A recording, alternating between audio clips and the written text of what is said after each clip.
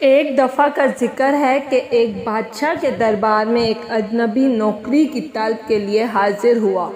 قابلیت پوچھی گئی، کہا سیاسی ہوں۔ عربی میں سیاسی افہام و تفہیم سے مسئلہ حل کرنے والے معاملہ فہم کو کہتے ہیں۔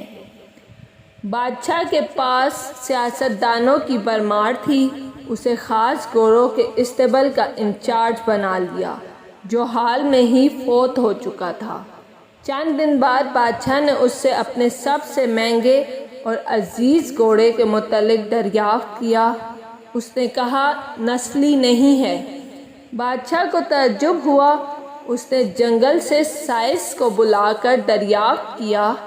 اس نے بتایا، گھوڑا نسلی ہے، لیکن اس کی پیدائش پر اس کی ماں مر گئی تھی۔ یہ گائے کا دودھ پی کر اس کے ساتھ پلا ہے۔ مصور کو بلایا گیا۔ تم کو کیسے پتہ چلا اصیل نہیں ہے؟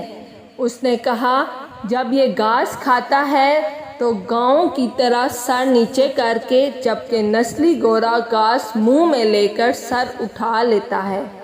بادشاہ اس کی فراست سے بہت متاثر ہوا۔ مصور کے گھر اناج، گھی، بھنے دمبے اور پرندوں کا اعلیٰ گوشت بطور انعام بھجوایا۔ اس کے ساتھ ساتھ اسے ملکہ کے محل میں تعینات کر دیا۔ چند دنوں بعد بادشاہ نے مصاحب سے بیگم کے بارے میں رائے مانگی۔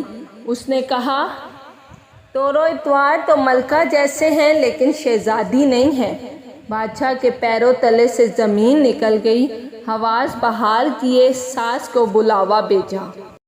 اس نے کہا، حقیقت یہ ہے، تمہارے باپ نے میرے خاوند سے ہماری بیٹی کی پیدائش پر ہی رشتہ مانگ لیا تھا، لیکن ہماری بیٹی 6 ماہ میں ہی فوت ہو گئی تھی۔ چنانچہ ہم نے تمہاری بادشاہت سے قریبی تعلقات قائم کرنے کے لیے کسی کی بچی کو اپنی بیٹی بنا لیا۔ بادشاہ نے مصاحب سے دریافت کیا، تم کو کیسے علم ہوا؟ اس نے کہا، اس کا خادموں کے ساتھ سلوک جاہلوں سے بدتر ہے۔ بادشاہ اس کی فراست سے خاصا متاثر ہوا۔ بہت سا اناج، بھیڑ بکریاں بطور انعام دیا۔ ساتھ ہی اسے اپنے دربار میں متعین کر دیا۔ کچھ وقت گزرا۔ مصاحب کو بلایا، اپنے بارے میں دریافت کیا۔ مصاحب نے کہا، جان کی امان۔ بادشاہ نے وعدہ کیا۔ اس نے کہا، نہ تو تم بادشاہ زادے ہو، نہ تمہارا چلن بادشاہوں والا ہے۔ بادشاہ کو تاؤ آیا، مگر جان کی امان دے چکا تھا۔ سیدھا والدہ کے محل پہنچا۔ والدہ نے کہا، یہ سچ ہے، تم ایک چرواہے کے بیٹے ہو۔ ہماری اولاد نہیں تھی تو تمہیں لے کر پالا۔ بادشاہ نے مصاحب کو بلایا، پوچھا، بتا تجھے کیسے علم ہوا؟ اس نے کہا، بادشاہ جب کسی کو انعام و اکرام دیا کرتے ہیں تو ہیرے موتی جواہرات کی شکل میں دیتے ہیں، لیکن آپ بھیڑ بکریاں، کھانے پینے کی چیزیں عنایت کرتے ہیں۔ یہ اسلوب بادشاہ زادے کا نہیں، کسی چرواہے کے بیٹے کا ہی ہو سکتا ہے۔ عادتیں نسلوں کا پتہ دیتی ہیں۔